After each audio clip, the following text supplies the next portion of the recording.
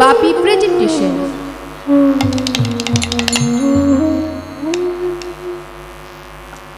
রাধে রাধে রাধে।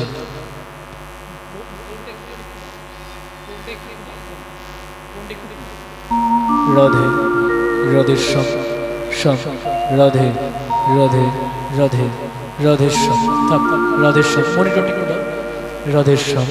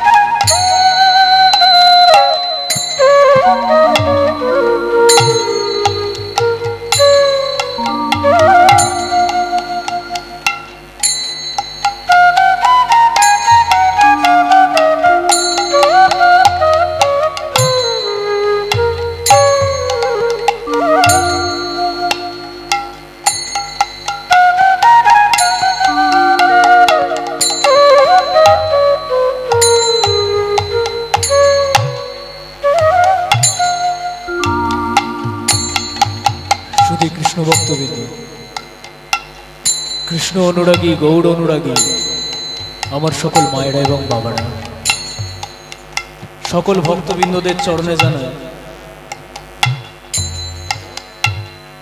আমাদের এই ক্ষুদ্র সম্প্রদায়ের তরফ থেকে শত সহস্র কোটি দণ্ডবত প্রণাম। এখন আপনাদের সামনে কীর্তন পরিবেশন করতে আসছে রসরাজ কীর্তনিয়া শ্রীমান রাধাপদ ঘোষ মহাশয়, সুযোগ্য কনিষ্ঠ পুত্র শ্রীমান শ্যামল ঘোষ মহাশয়। আমরা ওনার সহ সম্প্রদায় একটি রাগের মাধ্যমে মহাপ্রভু শ্রী শ্রী গৌরাঙ্গ সুন্দরকে আহ্বান জানাচ্ছি। রাগটির নাম আনন্দ ভৈরবী। এই রাগটিকে 5টি তাল দিয়ে মালা গেঁথেছি। রুদ্রতাল, ত্রিতাল, তেওড়া তাল, রূপক তাল এবং কাহাড়বা তাল। প্রথমে শুনছেন রুদ্রতাল, 11 মাত্রা, রাগ আনন্দ ভৈরবী।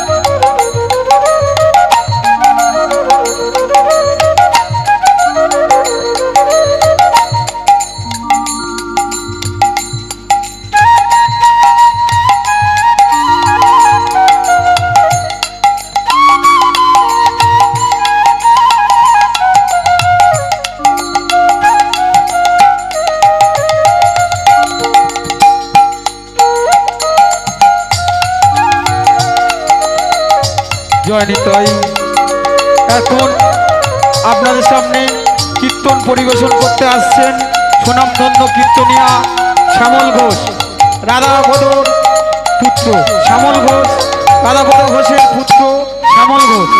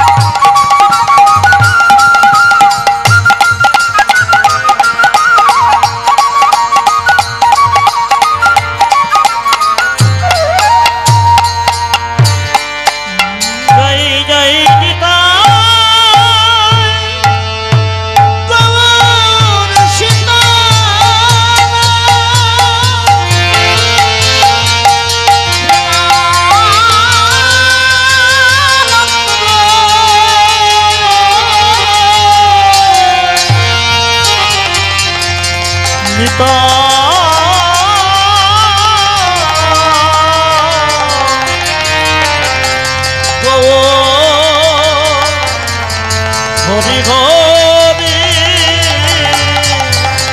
হরি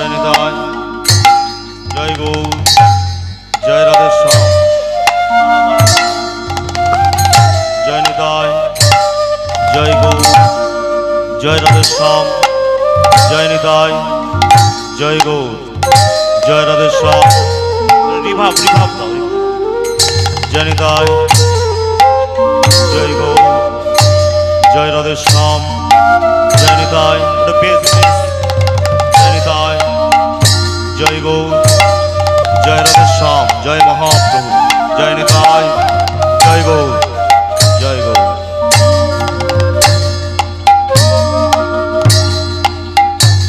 श्याम जय श्री राधे राधे श्याम राधे राधे राधे श्याम जय श्री राधे राधे राधे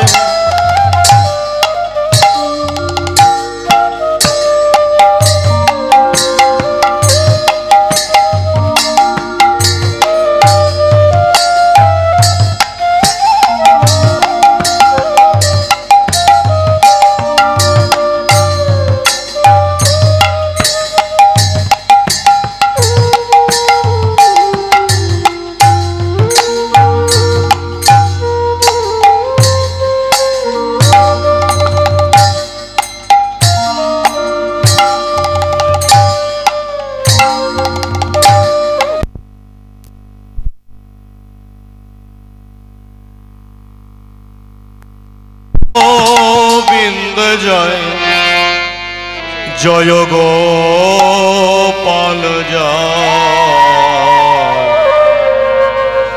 जय राधा रमण हरि जय गोविंद जय जय गोपाल जय राधा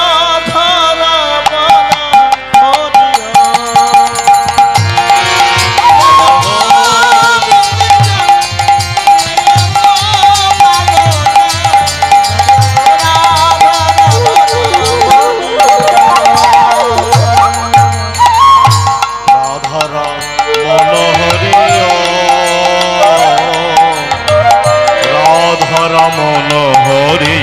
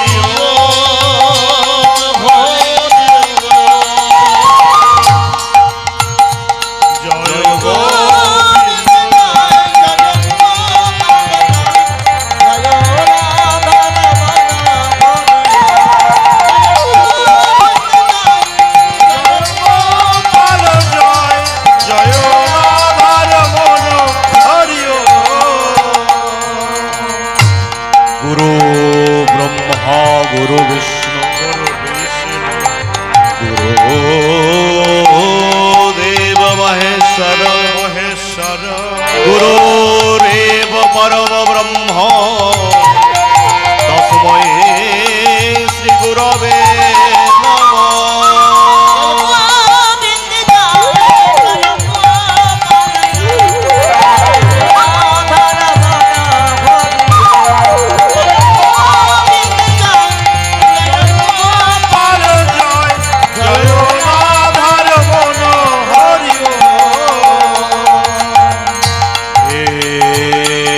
कृष्ण करुणा सिंधु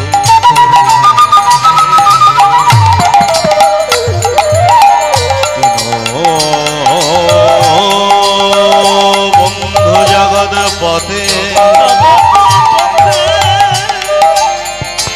गोपेश गोपिका कांता श्री राधा कांत नमस्ते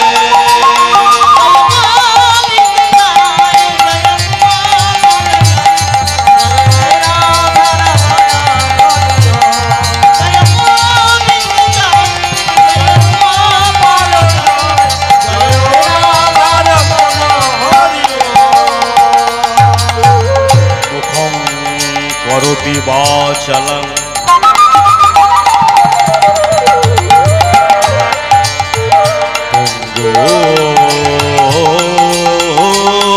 लंघयते गिरिं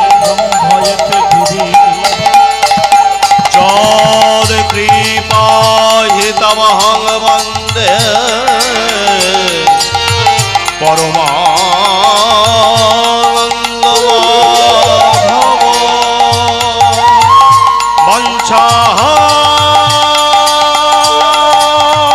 कल्पतरुभस्व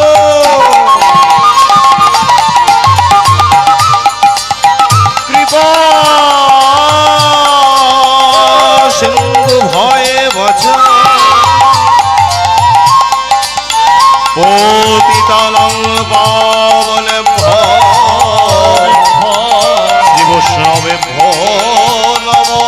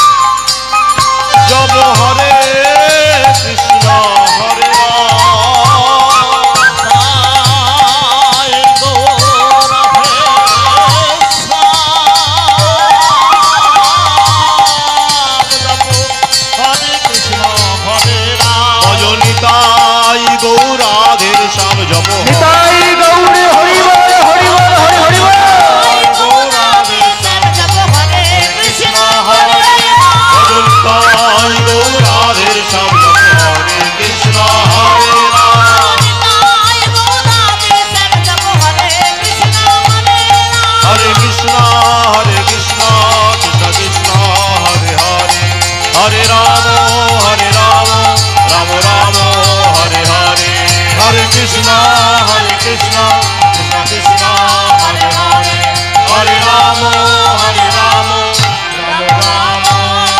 Hare Hare. Moro yare,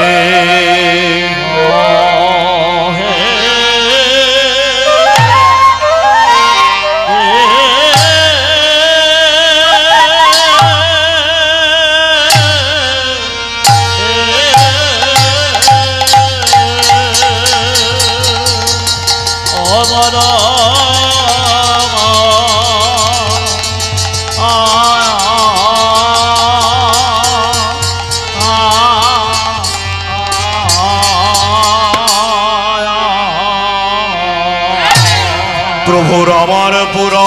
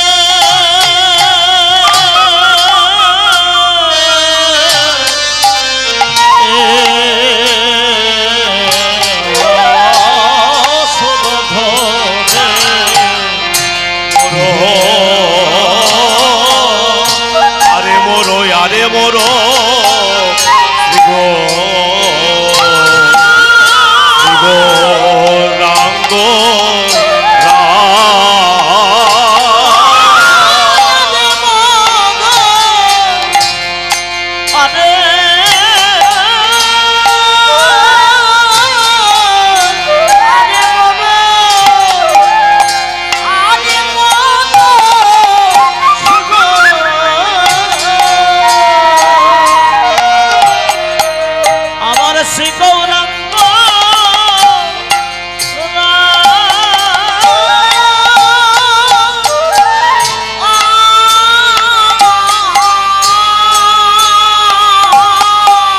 সুরধুনি তীরে যাইয়া ছোট ধনে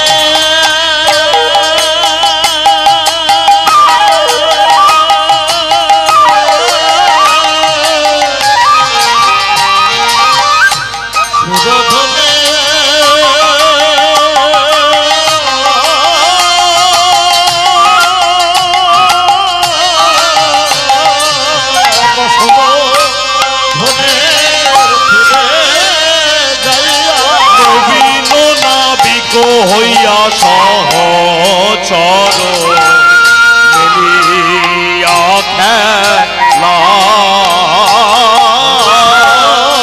ধনে ফিরে যাইয়া ছোট ধনির ফিরে যাইয়া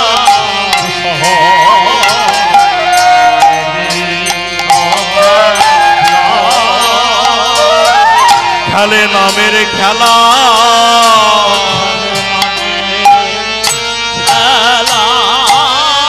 খেলে নামের খেলা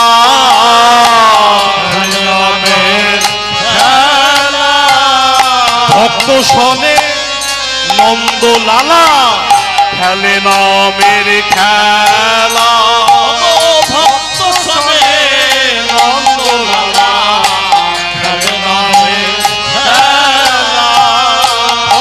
শোনে শচী দুলালা খেলে নামের খেলা ভক্ত শোনে শচী দুলালা খেলে নামের খেলা এ খেলার নয় অবহেলা খেলে নামের খেলা এ খেলার নয় অবহেলা খেলে নামের খেলা হরি বলাই আত্মভোলা খেলে নামের খেলা হরি বলাই আত্মভোলা খেলে নামের খেলা হরি বলে বাহু তোলা খেলে নামের খেলা হরি বলে বাহু তোলা খেলে নামের খেলা হরি বলাই আর বাহু তোলা খেলে নামের খেলা হরি বলে আর বাহু তোলা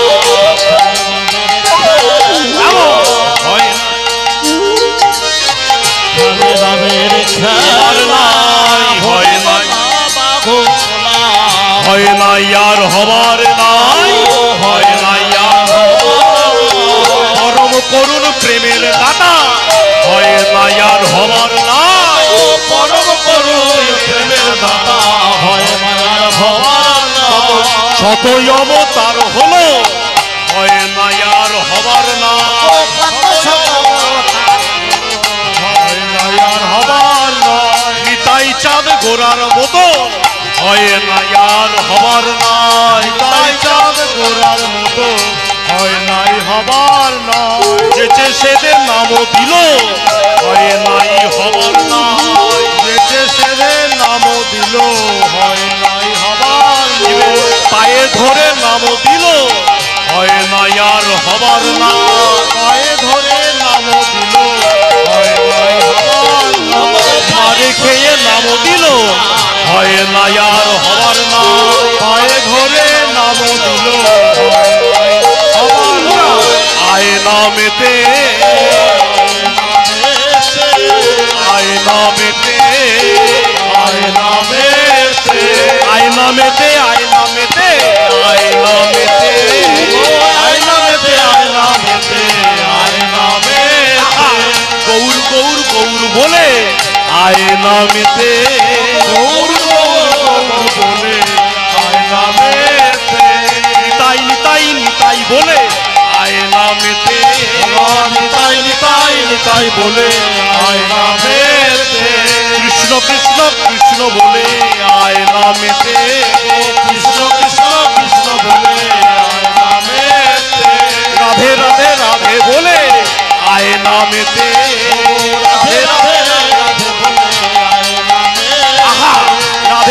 করো বলে আয়না মেতে রাধে কৃপা করো বলে আয়না মেতে রাধে তোমার হলাম বলে আয়না মেতে রাধে তোমার হলাম তাই গৌর হরি হরি বলে তোমার হলাম বলে হরি হরি হরি বলে রাধে তোমার হলাম বলে হরি হরি হরি বলে রাধে তোমার হলাম বলে হরি হরি হরি বলে রাধে তোমার হলাম বলে হরি হরি হরি বলে রাধে তোমার হলাম বলে গৌরাঙ্গ গৌরাঙ্গ না হইত কেমনে হইত গৌরাঙ্গ না হইত কেমনে হইত কেমনে ধরিতাম দেহে কেমনে ধরিতাম দেহে না হইত কেমনে হইত কেমনে ধরিতাম দেহে কেমনে ধরিতাম দেহে শ্রীরাধার মহিমা প্রেম রস সীমা রাধার মহিমা মোর সসীমা জগতে জানা তো গে রাধার মহিমা মোর সসীমা জগতে জানা তো কে জগতে জানা তো কে বল আমার গৌর ছাড়া কে জানা তো গৌর ছাড়া কে গৌর এসে জানাইল গৌর ছাড়া কে জানা তো আমার গৌর এসে জানাইল গৌর ছাড়া কে গৌর এলো জানাইল গৌর ছাড়া কে জানা গৌর এসে জানাইল নিতাই গৌর হরি হরি হরি হরি হরি বলে গৌর ছাড়া কে জানা তো গৌর ছাড়া কে জানা চেতো দর্পণবান জনম ভব মহানবাগ্নি নির্বাপন ত্রৈবা চন্দ্রিকা বিতরণ পিতা দাদা বিদ্যা বধূ জীবনম জীবন আনন্দ বুদ্ধি বর্ধন প্রতিপাদং পূর্ণামৃত আস্বাদনা সর্বয়াত্মা স্নপনয়ং পরং বিজয়তে শ্রীকৃষ্ণ সংকীর্তন ভক্ত পদ ধুলিয়ার ভক্ত পদ জল ভক্ত পদ ভক্ত ভুক্ত শেষেই তিন মহাবক ভক্তের চরণ ধুলি ভক্তের বৈষ্ণবের পদ ধুলি তাহে মোর স্নান কেলি তর্পণ মোর বৈষ্ণবেরই নাম বিচার করিয়া মন করিয়া মনে ভক্তি রসই আস্বাদনে মধ্যস্থ শ্রী ভাগবত ভাগবত জয় নিতাই। সকল সাধুগুরু বৈষ্ণবের চরণে কোটি কোটি দণ্ডবত প্রণাম।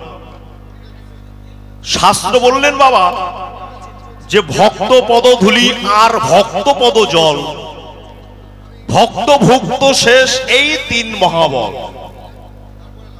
ভক্তের চরণ ধুলি, ভক্তের বৈষ্ণবের পদধূলি, তাহে মোর স্নান কেলি তর্পণ মোর বৈষ্ণবেরই নাম বিচার করিয়া মনে ভক্তি রস আস্বাদনে মধ্যস্থ শ্রী ভাগবত পুরাণ।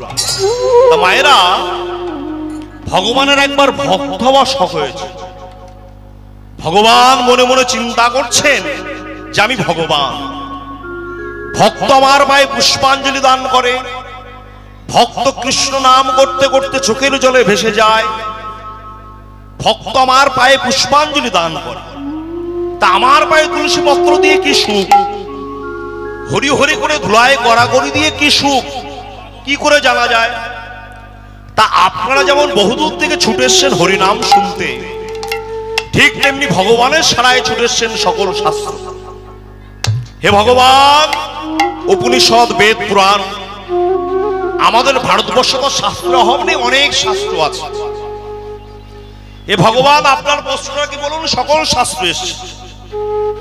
ভগবান প্রশ্নটা ছুড়ে দিলেন যে আমি যে ভগবান, তো ভক্তের মধ্যে যে আনন্দ, যে ব্যথা, যে বিরহ, সেটা তো বুঝতে পারি না।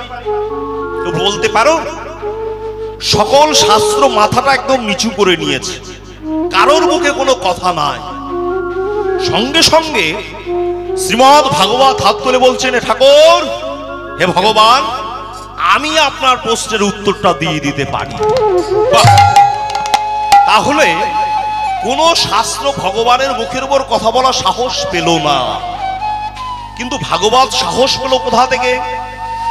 তাহলে ভাগবতের সৃষ্টিটা কোথা থেকে হলো সেইটা আগে আমাদের জানবার দরকার। কেমন না, বিষ্ণু যখন নিজের নাভি থেকে ব্রহ্মাকে সৃষ্টি করলেন, ব্রহ্মা একটি পদ্ম ফুলের উপরে বসে আছেন জন্মগ্রহণ করে, মনে মনে চিন্তা করছেন কি করব, কি করণীয়। এমন সময় জলের মধ্যে একটা শব্দ তরঙ্গ সৃষ্টি হলো, তপ, মানে তপস্যা। ব্রহ্মা তপস্যা করলেন কতদিন না? 1000 বৎসর। 1000 বৎসর যখন তপস্যা করলেন ব্রহ্মা, তপস্যায় সন্তুষ্ট হয়ে বিষ্ণু বরদান দিতে এলেন। বলো ব্রহ্মা, তপস্যা আমার হৃদয়ে, বলো তোমার কি বর চাই? ব্রহ্মা বললেন, প্রভু, আমার মনটা যেন আপনার চরণ ছাড়া অন্য কোথাও না যায়। যেই না এই কথা বলেছেন, তখন বিষ্ণু ভগবান ব্রহ্মাকে সন্তুষ্ট হয়ে তাকে চতুশ্লোকী ভাগবত দান করেছিলেন। তা সেই ভাগবত আমরা কেমন করে পেলাম না? পরাশরের পুত্র কৃষ্ণ দ্বৈপায়ন বেদব্যাস। কেন নামটি হলো না? কৃষ্ণের মতন অঙ্গ কান্তি ছিল বলে তার নাম কৃষ্ণ, আর দ্বীপে জন্মগ্রহণ করেছিলেন বলে তার নাম দ্বৈপায়ন, আর বেদকে 4খানা ভাগ করেছিলেন বলে কৃষ্ণ দ্বৈপায়ন বেদব্যাস। তা সেই কৃষ্ণ দ্বৈপায়ন বেদব্যাস একদিন বদরী বৃক্ষের তলায় বসে মনে মনে চিন্তা করছেন, ঘোর কলিযুগ শুরু হয়ে গেছে। এই কলিযুগে মানুষের ধর্মে রুচি হবে না, কিন্তু অধর্মে রুচি হবে। এই কলির মানুষকে আমি কেমন করে উদ্ধার করতে পারি? আমি কত শাস্ত্র লিখলাম, কত গ্রন্থ তৈরি করলাম, কিন্তু মানুষকে তো আমি উদ্ধার করতে পারলাম না। মনে মনে চিন্তা করছেন। এমন সময় নারদ ঋষি বীণা বাজাতে বাজাতে সেখানে উপস্থিত হয়েছেন। নারদ ঋষিকে দেখতে পেয়ে সম্মুখে আসন দিয়েছেন, প্রণাম করে মাথাটা নত করে বসে আছেন বেদব্যাস। নারদ বলছেন, বেদব্যাস, তোমাকে দেখে মনে হচ্ছে তোমার মনটা খুব খারাপ, কি হয়েছে? আর বলবেন না গুরুদেব, কত শাস্ত্র লিখলাম, কত গ্রন্থ লিখলাম, কত ইতিহাস সৃষ্টি করলাম, কিন্তু মানুষকে তো আমি উদ্ধার করতে পারলাম না। তখন নারদ বলছেন, শোনো বেদব্যাস, তুমি মনে করো সুন্দর একটা নৌকা তুমি তৈরি করেছো, সেই নৌকায় তুমি সকল কিছু দিয়েছো, রং করেছো, চং করেছো, সব করেছো, কিন্তু নৌকায় একটা জিনিস দাও নাই। বলে কোনটা? বলে নৌকায় হালটা দাও নাই। সেই নৌকাটা যদি একবার নদীতে ছেড়ে দাও কি হবে না? বহিরঙ্গের বাতাসে নৌকাটা একবার এদিকে যাবে আর একবার ওই দিকে যাবে। ঠিক তেমনি বেদব্যাস, আমরা সংসারে জীব, আমাদের টাকা পয়সা, ধন ঐশ্বর্য, গাড়ি বাড়ি সকলের আছে, কিন্তু একটা জিনিস নাই। বলে কোনটা নাই? বলে গুরুপদে মনটা নাই। ওই যে গুরুপদে মনটা নাই, সংসার সমুদ্রে তোমার দেহ নৌকা টলবে, তুমি ধরে রাখতে পারবে না। তাই ধরে যদি রাখতে হয়, আজই এখনই নিজের দেহটাকে গুরুর চরণে সমর্পণ করে দাও। তাই শোনো বেদব্যাস, তুমি অনেক গ্রন্থ লিখেছো, কিন্তু ভালোবাসা দিয়ে কোনো গ্রন্থ তুমি তৈরি করো না। তাই নিজেও আনন্দ পাচ্ছো না, আর জগৎবাসীকে উদ্ধার করতে পারছো না। আমার কথা শুনে তুমি একটা গ্রন্থ লেখো, সেই গ্রন্থটা হলো শ্রীমদ্ ভাগবত গ্রন্থ। তখন নারদ বেদব্যাসকে চতুশ্লোকী ভাগবত দান করেছিলেন। সেই 4টি শ্লোক থেকে গুরুর কৃপায় তৈরি হলো 18,000 শ্লোক। সেই ভাগবত হাত তুলে বলছেন, ভগবান আমি আপনার প্রশ্নের উত্তর দিয়ে দিতে পারি, কি করলে ভগবান থেকে ভক্ত হওয়া যায়। বেশ, তাহলে তুমিই বলো। বলে না না, শোনো শোনো, আগে আমাকে একটা বাক স্বাধীনতা দিতে হবে। বলি বাক স্বাধীনতা কি জিনিস? বাক স্বাধীনতা বুঝলে না, আমি যা বলবো তাই তোমাকে মেনে নিতে হবে। বেশ ভাগবত, তুমি যা বলবে আমি তাই মেনে নেবো। বলো কি কাজ করলে ভক্ত হওয়া যায়। বলে শোনো ঠাকুর, আগে তোমাকে একটা কথা শুনিয়ে দিই। কথা হলো, আমাদের ভারতবর্ষের সংবিধান ও বৈষ্ণব জগতের সংবিধানে একটি পার্থক্য আছে।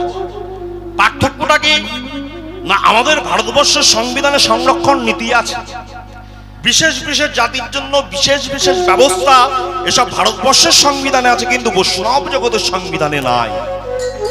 এটা কিন্তু তোমার কানে বিষের মতো বা কাটার মতো লাগবে, কিন্তু কিছু মনে করলে চলবে না। আমাদের ভারতবর্ষ বৈষ্ণব জগতের সংবিধানে একজন রাজাকেও ভক্ত হতে গেলে যা করতে হবে, একজন পথের ভিখারিকেও ভক্ত গেলে তাই করতে হবে। একজন ব্রাহ্মণকেও ভক্ত হতে গেলে যা করতে হবে, একজন চণ্ডালকেও ভক্ত হতে গেলে তাই করতে হবে। আমাদের জগতে কোনো নিয়ম নাই। বেশ ভাগবত, তুমি বলো কি কাজ করলে আমি ভক্ত হতে পারি। বলে কেন? আমি যে ভাগবতের সপ্তম স্কন্ধে বলে দিয়েছি, প্রহ্লাদের বাবা হিরণ্যকশিপু প্রহ্লাদকে বলছে, এই খোকা, তোর গলা টিপলে দুধ বেরোইতে এবার বড় বড় কথা বলছিস। তুই যে দিন রাত্রে হরি হরি করে মরছিস, তোর মাস্টারমশাই ষণ্ডার আমার, এরা তো সকল শাস্ত্র জানে, কই এরা তো হরি হরি করছে না, এরা তো তোমার মতো তো পণ্ডিত হয়ে পড়েনি। তখন প্রহ্লাদ একটাই কথা বলেছিল যে, বাবা যতই পড়াশোনা জানুক আর যতই শাস্ত্র জানুক, যতদিন না এই মোহন নিষ্কিঞ্চন ভক্তের চরণধুলিতে স্নান না করা যায়, যতদিন না মহলের পদধূলি চরণে মস্তকে না নেওয়া যায়, ততদিন পর্যন্ত ভক্তি লাভ করা যায় না।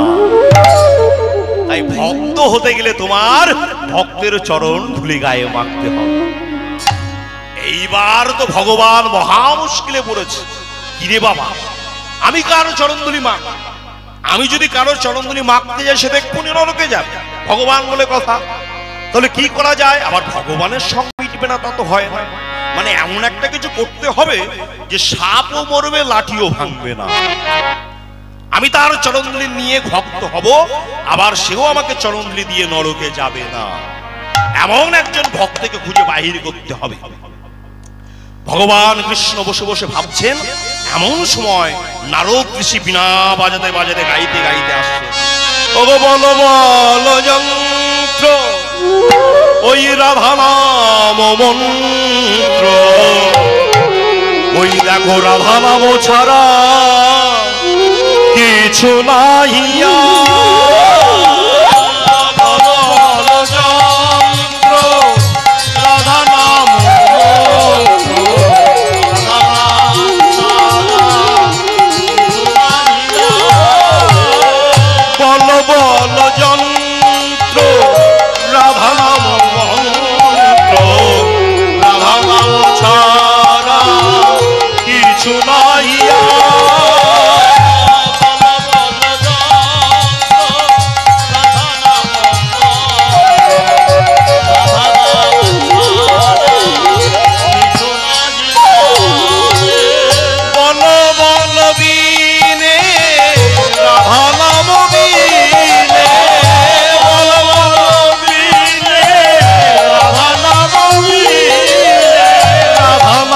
ছাড়া গতি নাহিয়া। রাধা নাম মন্ত্র, রাধা নাম ছাড়া গতি নাহিয়া। সেই নামা রাধা নাম শুনেছেন, কৃষ্ণ চমকে উঠেছে। সত্যি তো, এটা তো আমি ভেবে দেখিনি। এই জগতে এমন একজন তো ভক্ত আছে, শুধু ভক্ত নয়, ভক্ত চূড়ামণি, হলাদ নিঃসার প্রেম, প্রেমের সার ভাব, ভাবেরও বড় প্রকাশ্য নাম মহাভাব। মহাভাব স্বরূপিণী রাধা ঠাকুরানী, সর্বগুণ খনি কৃষ্ণ কান্তা শিরোমণি। বাহ! তাহলে রাধার চরণধুলি গায়ে মাখলে যদি আমি ভক্ত হতে পারি, ও মা, ফট করে তো আর রাধার চরণধুলিটা মাখা যায় না, একটি প্রেক্ষাপট তৈরি করতে হবে। তাই তো গোবিন্দের এই মান লীলাটা তৈরি। তা না হলে যিনি সর্বজ্ঞ তিনি কি জানতেন না যে চন্দ্রাবলীর কুঞ্জের সামনে দিয়ে ঝুনুর ঝুনুর করে নুপুর বাজাতে বাজাতে গেলে চন্দ্রাবলী ধরে ফেলবে। ওইখানে তো নুপুরটা খুলে যেতে পারতো, খোলেননি কেন? না চন্দ্রাবলী আমাকে ধরুক, আর চন্দ্রাবলী ধরলেই রাধার মান হবে, আর সেই মান ভাঙাতে যেই রাধার চরণ দুইটা আমি লিখে। তাই মানের প্রেক্ষাপটটা গোবিন্দের সাজানো ছিল, তাই যেই না সেই রাধার চরণ গায়ে মেখেছে সর্বনাশ। এ কি হলো রে বাবা? এ তো মেঘ না চাইতেই জল। আমি যা চেয়েছিলাম তার থেকে তো অনেক বেশি পেয়ে গেলাম।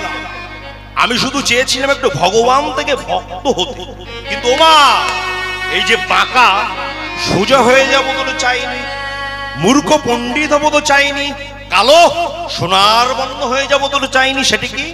বৃন্দাবনে ছিল বাঁকা, নবদ্বীপে গুলো আজম লম্বিত বোঝো সোজা। বৃন্দাবনে ছিল কালো, নবদ্বীপে গুলো সোনার বর্ণ। বৃন্দাবনে ছিল মূর্খ, নবদ্বীপে গুলো মহাপণ্ডিত। তাহলে একজন ভক্তের চরণধুলি গায়ে মাখলে যদি আমার এত লাভ হয়, না জানি সকল ভক্তের চরণধুলি গায়ে মাখলে আমার কত লাভ হয়। তা সেই মহাপ্রভু গৌর সুন্দর আজ ভক্তের চরণধুলি অঙ্গে মেখে ভক্ত হয়ে এসে, তা সেই গৌর সুন্দরের সংকীর্তন আজ আমরা সারাদিন ধরে শুনবো। গৌর কীর্তন রসজগ জন মাতল বঞ্চিতময়ী অধম। তাই গৌর সুন্দরের ভাবটি কেমন? না সুরধ্বনি তীরে যাইয়া নবীন নাবিক হইয়া। ও মা শোনো শোনো শোনো, আমরা সেই গৌরীদাসের কথা শুনেছিলেন না, যে গৌরীদাস পূর্বজন্মে ছিল সুবল সখা। আস্তে সেই গৌরীদাসকে বললেন, গৌরীদাস শোনো শোনো, একটা নৌকা যদি আমায় দিতে পারতে তাহলে আমার 3টি বাসনার মধ্যে 3 নম্বরটা পূর্ণ হয়ে যেত।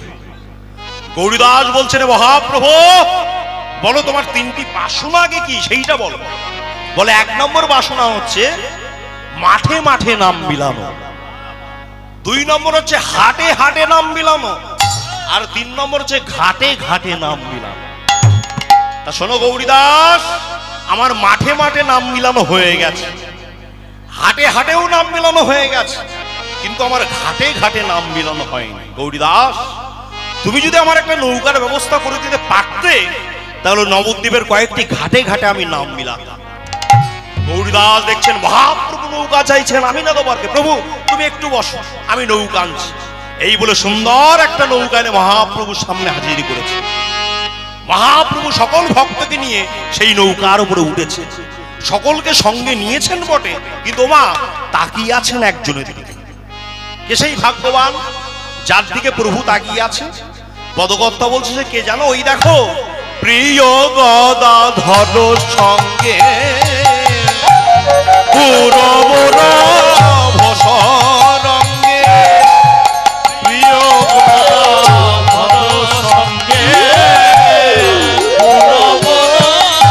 রসরঙ্গে, নৌকায় বসিয়া করে খেলি।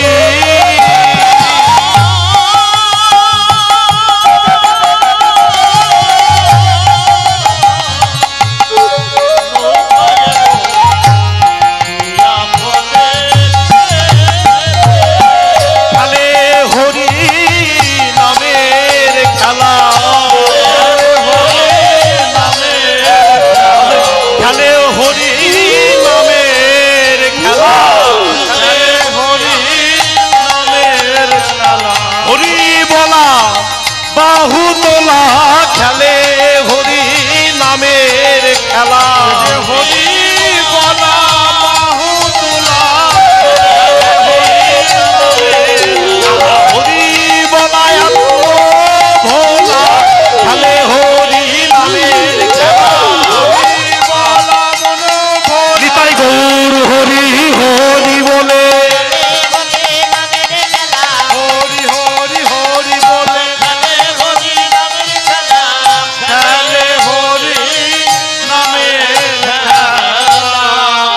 গৌর হরি।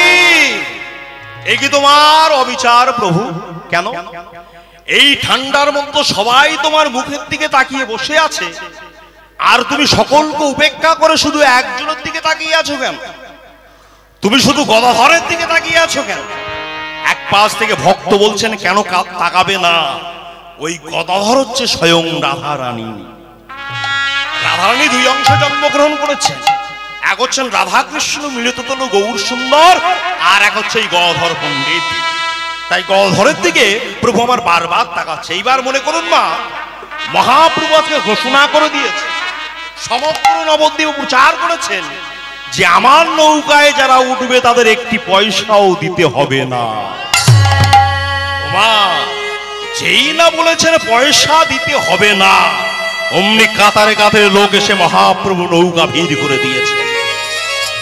এবার মাগো বলো, 100 জনের নৌকায় যদি 200 জন উঠে পড়ে, নৌকা কি হবে? ডুবুডুবু হবে না?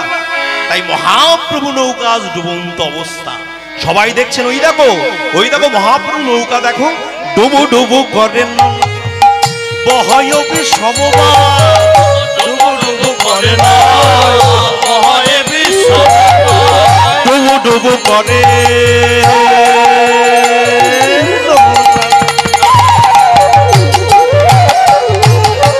দেখি আমি বসবাস ডুবু ডুবু করে না,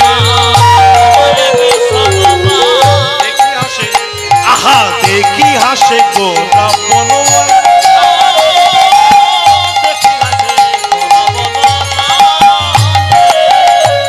দেখো বাবা, কারো সর্বনাশ আর কারোর উপসমাস।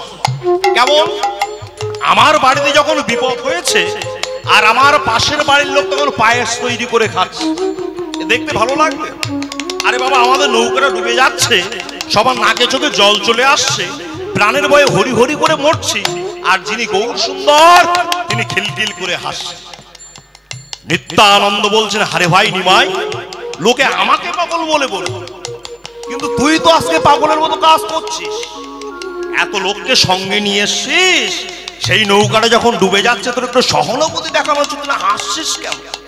বলে দাদা, আমি যে কেন হাসছি সেটা আর কেউ না বুঝুক, তুমি বুঝতে পারবে না।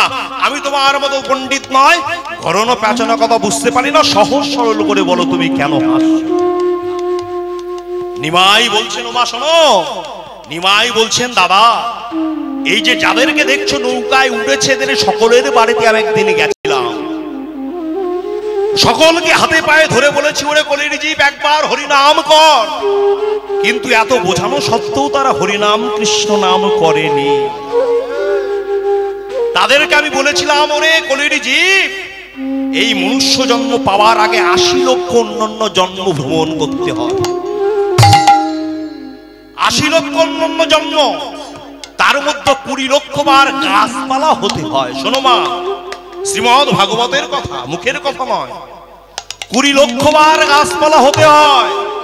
আম জাম কাঁঠাল কত কি হলাম, কিন্তু মাগো মুক্তি পেলাম কবে জানো? যেদিন তুলসী বৃক্ষ রূপে আমরা জন্ম নিলাম, আমার পত্র দিয়ে গোবিন্দ সেবায় লাগলো, আর আমি মরে যাওয়ার পরেও আমার চামড়া দিয়ে মধুর মৃদঙ্গ তৈরি হলো, সেই দিন থেকে আমি ওই পশু জন্ম থেকে মুক্তি পেলাম।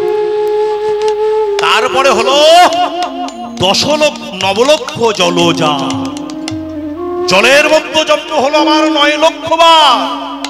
মাছ হয়েছি, কাঁকড়া হয়েছি, চিংড়ি হয়েছি, কত কি হয়েছি। মুক্তি পেলাম কবে জানো? যেদিন আমি শঙ্করূপে জন্মগ্রহণ করলাম, আর যেই বদনে ভক্ত দিবানিশি হরে কৃষ্ণ নাম উচ্চারণ, হাঁস হলাম, মুরগি হলাম। মুক্তি পেলাম কবে জানো? আহা, যেদিন আমি ময়ূর হয়ে বৃন্দাবনে জন্মগ্রহণ করলাম, আমার পালক দিয়ে গোবিন্দের চূড়া তৈরি হলো, সেই দিন আমি পক্ষী জন্ম থেকে মুক্তি পেলাম। তারপরে হলো 11 লক্ষ কৃমি কীট, কীট রূপে জন্ম হলো আমার 11 লক্ষ বার। কত কি কীট হলাম, ফুলের পোকা, ফলের পোকা, কত কি পোকা হলাম, কিন্তু মুক্তি পেলাম কবে জানো? যেদিন আমি বজ্রকীট হয়ে নারায়ণশিলায় স্থান পেলাম, সেই দিন আমি কীট জন্ম থেকে মুক্তি পেলাম। তারপরে হলো 30 লক্ষ পশু, পশুরূপে জন্ম হলো আমার 30 লক্ষ বার। কত কি হলাম, ছাগল হলাম, গাধা হলাম, কত কি হলাম, মুক্তি পেলাম কবে জানো? আহা, যেদিন আমি গরু ধেনুরূপে জন্মগ্রহণ করলাম, আমার দুগ্ধ সাধুগুরু বৈষ্ণবের সেবায় লাগলো, আর আমি মরে যাওয়ার পরেও আমার চামড়া দিয়ে মধুর মৃদঙ্গ তৈরি হলো, সেই দিন আমি সেই পশু জন্ম থেকে মুক্তি পেলাম। তারপরে হলো 4 লক্ষ মানব জন্ম। সেই মানব জন্মের মধ্যে কখনো বা এমন বংশ জন্ম গ্রহণ করেছি হরিকথা আমার কানে যায়, হয়তো বা বোবা হয়ে জন্ম নিয়েছি, সবাই নাম বলতে পারলো আমি বলতে পারি, হয়তো বা কালা হয়ে জন্ম নিয়েছি, সবাই মধুর নাম শুনতে পারলো আমি শুনতে পারি। তাই কলির জীবকে বলেছি, কলির জীব এখন এত সুন্দর দেহ পেয়েছো, বলতে পারো শুনতে পারো, তবে হরিকথায় এত অলসতা কেন? কিন্তু বাবা গো, এত ধরে পায়ে ধরে বলেছে তারা হরিনাম করেনি, কিন্তু আজকে দেখো তারা যখন নৌকা এসেছে, আমি যেদিন পায়ে ধরেছিলাম কেউ হরিনাম করেনি, আর আজকে দেখো নৌকা যেই ডুবুডুবু হচ্ছে, দেখো প্রাণের ভয়ে কেমন হরিবোল হরিবোল করছে। তাই বলছিল গো দাদা, ওই তো দেখো বলি, তাই আমার হাসি পেয়েছে, তাইতে আমার হাসি পেয়েছে, বাবা তাইতে আমার হাসি পেয়েছে, তাইতে আমার হাসি পেয়েছে। পায়ে ধরেছি আহা কেউ বলে নাই, তাইতে আমার হাসি পেয়েছে। ও পায়ে ধরেছি কেউ বলে না, তাইতে আমার হাসি পেয়েছে। পায়ে ধরেছি কেউ বলে নাই, তাইতে আমার হাসি পেয়েছে। পায়ে ধরেছি কেউ বলে না, তাই গৌর হরি হরি হরি ধরেছি কেউ বলে না, হরি হরি হরি, ও পায়ে ধরেছি কেউ বলে না, তাইতে আমার হাসি পেয়েছে। তাই মহাপ্রভু বহু সুন্দর বললেন, তোমরা হরিনাম করো, হরিনাম শোনো, হরিনাম বলো। কেন হরিনাম করলে কি হবে? শাস্ত্র বললেন, মহাজন বললেন, একবার হরিনামে যত পাপ হরে, পাতকের সাধ্য নাই তত পাপ করে। তা মায়েরা আপনারা বলবেন যে বাবা, একবার হরিনাম করলে সকল পাপ যখন দূরীভূত হয়ে গেল, চলে গেল, তা বারবার করবার কি দরকার? মহাজন যুক্তি দিলেন, শোনো, যে মনে করো তোমাকে একটা 100 বছর অন্ধকার ঘরের মধ্যে প্রবেশ করিয়ে দেওয়া হলো, তুমি গিয়ে কি দেখতে পাবে? না 100 বছরের কালো কুটকুটে অন্ধকার ঘর। এইবার সেখানে বলা হলো তোমাকে প্রদীপ জ্বালাতে, কি দেখতে পাবে? না যে ঘরটা 100 বছর ধরে অন্ধকার ছিল, একবার প্রদীপ জ্বালাতেই ঘরটা আলোয় পরিপূর্ণ হয়ে গেছে। এইবার তুমি যদি ভাবো যে ঘরটা তো আলোয় পরিপূর্ণ হয়ে গেছে, এবার আমি প্রদীপটা নিভে দিয়ে কি দেখতে পাবে? না যে ঘরটা 100 বছর ধরে অন্ধকার ছিল, সেই অন্ধকারটা আবার ফিরে আসে। তাই বাবা, গুরু কৃপা করে যে নামের প্রদীপটা তোমার জিহ্বায় জ্বালিয়ে দিয়েছে, ওটাকে নিভতে দিও না, ওটাকে জ্বালিয়ে রেখো। তুমি জেনে রেখো, নিভে গেলেই কিন্তু তুমি সংসার সমুদ্রে ডুবে যাবে। যখন সেতু বন্ধন করা হচ্ছিল মা, হনুমান বানর সৈন্যরা এক একটা করে বড় বড় পাথর রামচন্দ্রের কাছে নিয়ে যাচ্ছে, রামচন্দ্র তাদের রাম নাম লিখছে, পাথর জলে দিচ্ছে, পাথর জলে ভেসে থাকছে। রামচন্দ্র মনে মনে চিন্তা করেছিলেন, সর্বনাশ, সবাই আমাকে ভগবান বলতো, কিন্তু আমি মানতাম না, কিন্তু আজ মনে হচ্ছে সত্যি আমি ভগবান। কেমন কেমন ভগবান? না দেখো, আমার নাম একটা পাথরে লেগে দিচ্ছে আর পাথর জলে ভাসছে, সত্যি তো আমি ভগবান। রামচন্দ্র মনে মনে চিন্তা করছেন, আমি কেমন ভগবান, আমি নিজেকে একটু পরীক্ষা করে দেখব। তাই ওমা কি করেছে, মধ্যরাত্রে রামচন্দ্র আস্তে আস্তে নদীর ধারে গেছে, গিয়ে বড় একটা পাথর নিয়ে মনে মনে চিন্তা করছেন, হনুমান বানররা ভাসিয়েছিল, ভেসেছিল, আমি দিয়ে দেখি তো ভাসে কিনা। এই বলে যেই না পাথরটা ছুড়ে দিয়েছে, আর দোবা মাত্র দবাস করে ডুবে গেছে। যেই না ডুবে গেছে, রামচন্দ্র চমকে উঠেছে, কি ব্যাপার? হনুমান বানররা দিয়েছিল, ভেসেছিল, আমি দিলাম, ডুবে গেল কেন? আবার একটা ছোট্ট পাথর নিয়েছে, প্রণাম প্রণাম করে প্রদক্ষিণ করে আবার ছুঁড়ে দিয়েছে। যেই না ছুঁড়ে দিয়েছে আবার ধবাস করে ডুবে গেছে। রামচন্দ্র মনে মনে চিন্তা করছেন, আমার এই দৃশ্য কেউ দেখে নাই তো। যেই বলেছে দেখে নাই তো, অমনি পিছন থেকে হনুমান জয় রাম বলে চিৎকার করছে। যেই না রামচন্দ্র হনুমানকে দেখতে পেয়েছে, অমনি রামচন্দ্রের মুখটা অন্ধকার হয়ে গেছে। বলে, প্রভু তুমি আমার মুখটা থেকে অন্ধকার করে নিলে কেন? বলে, তুমি জানো না কেন করলাম? বলে, কেন?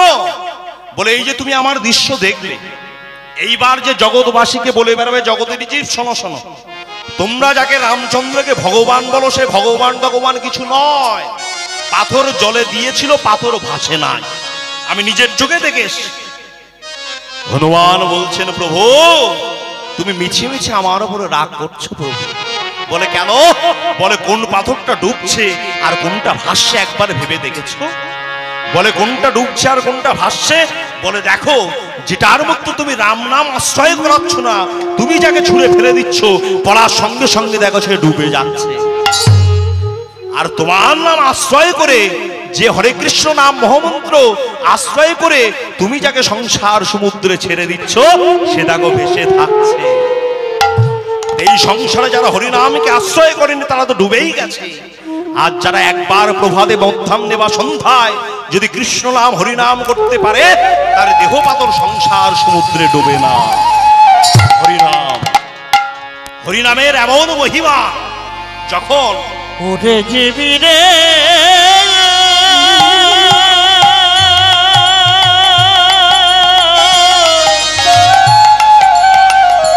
ওরে কলির